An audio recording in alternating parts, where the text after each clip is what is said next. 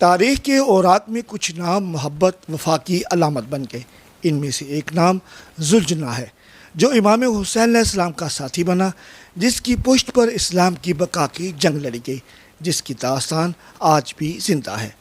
جب بھی امام حسین علیہ السلام کا ذکر ہوتا ہے تو وہاں بھی ذوالجناح کا ذکر بھی ہوتا ہے۔ ذوالجناح حضور اکرم صلی اللہ علیہ وآلہ وسلم کی سواریوں میں سے ایک تھا جو نسل در نسل امامت کے گھرانے تک پہنچا۔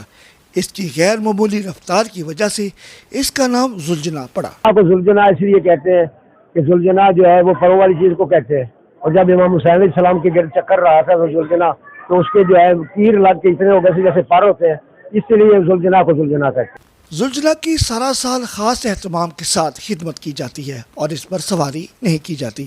یہ جو ذوالجناح مخصوص کیا گیا سارا سال اس کی بھرپور خدمت کی جاتی ہے، کیونکہ اس پہ سواری نہیں کی جاتی، کوئی اور اس پہ سوار نہیں ہو سکتا، نام اس کو سواری کے لیے استعمال کرتے ہیں۔